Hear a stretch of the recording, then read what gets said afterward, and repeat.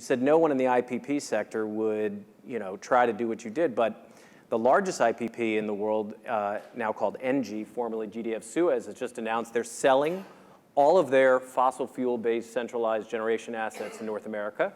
They have a buyer, and they've made 3 acquisitions in sort of the new energy field of energy management, energy efficiency companies. Do you think it would have been better for you to try to exit some of the fossil fuel businesses instead of buying more in order to create the next generation? Well, so there's a couple things you said in there. Yeah, I mean, I think definitely if any incumbent power company, gets it, the Europeans get it.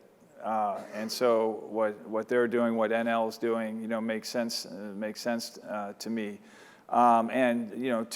Should I have, certainly the fossil fuel power industry is in that sort of declining stage where sort of the only viable strategy you have to succeed is to consolidate.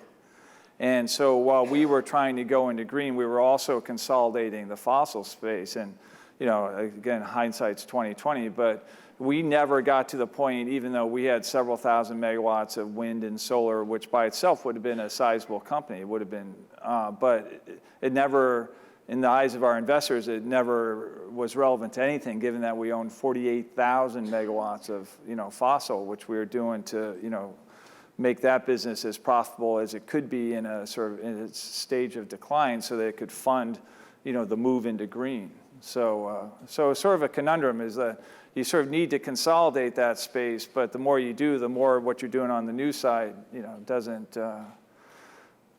sort of match up. And the other thing I missed, because I was drawing all these parallels in our space to fixed line telephony versus cell phone telephony, but what I missed from an investor perspective is there's no moral dimension between fixed line telephony and cell phones, but there is between a coal-fired power plant and a solar panel. And so as things I was doing became more and more annoying to our investor base, we were not getting new investors on the green side. I mean, we never had a clean energy investor invested in our stock, because they're like, dude, man, we can't invest in your stock. You're like the 4th largest polluter in the United States. And I'm like, yeah, but we're trying to change.